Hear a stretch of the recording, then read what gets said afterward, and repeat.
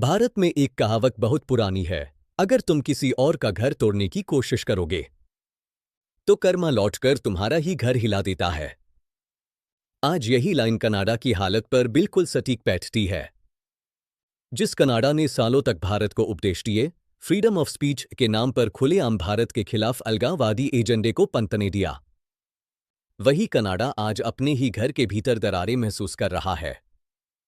Alberta, जो Canada का सबसे अमीर प्रांतों में से एक है, आज खुले तौर पर असंतोष की आग में जल रहा है। अल्बर्टा दुनिया के टॉप ऑयल प्रोड्यूसर्स में गिना जाता है। कनाडा के कुल तेल उत्पादन का लगभग 80% यहीं से आता है और हर साल अरबों डॉलर की कमाई इसी प्रांत से होती है। कनाडा की जीडीपी में अल्बर्टा का योगदान करीब 15-20% तक माना जाता है।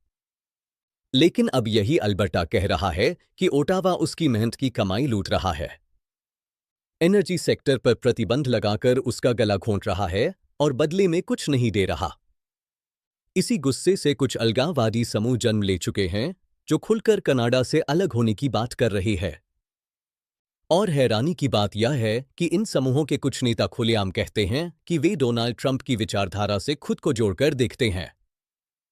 उन्हें लगता है कि अमेरिका उनके फ्रीडम स्ट्रगल को समझेगा और सम्मान देगा।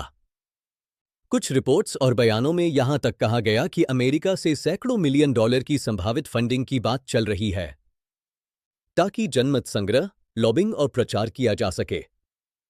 अभी यह सब आधिकारिक नहीं है, लेकिन राजनीति में आग हमेशा चिंगारी से ही शुरू होती है। अब जरा आईना भारत की तरफ घुमाइए। यही वही कनाडा है जिसने खालिस्तानी गतिविधियों को फ्री स्पीच कहकर नजरअंदाज किया, जहां खुलेआम भारत के खिलाफ नारे लगे। भारत ने बार बार कहा कि यह सिर्फ अभिव्यक्ति की आजादी नहीं है, यह एक देश को तोड़ने की साजिश है। लेकिन उस वक्त कनाडा सरकार ने इसे हल्के में लिया, यहां तक कि इसे नैतिक समर्थन जैसा रवैया दिखाया। भारत उस समय अकेला खड़ा था, दुनिया को समझा रहा था कि अलगाववाद को शरण देना अंततः उसी देश को कमजोर करता है। आज वही बात अल्बर्टा के मामले में सामने आ रही है। कनाडा अब अचानक समझ रहा है, जब कोई प्रांत अलग होने की भाषा बोलने लगे, तब फ्रीडम ऑफ स्पीच का तर्क कितनी जल्दी नेशनल सिक्योरिटी बन जाता है। यही कर्मा है। भारत ने कभी कनाडा का बुरा नहीं चाहा, भारत ने सिर्फ चेतावनी दी थी। यह कहानी उस सच्चाई की है कि जो आग तुम दूसरों के आंगन में जलने देते हो, वही हवा बदलते ही तुम्हारे घर तक पहुंचती है।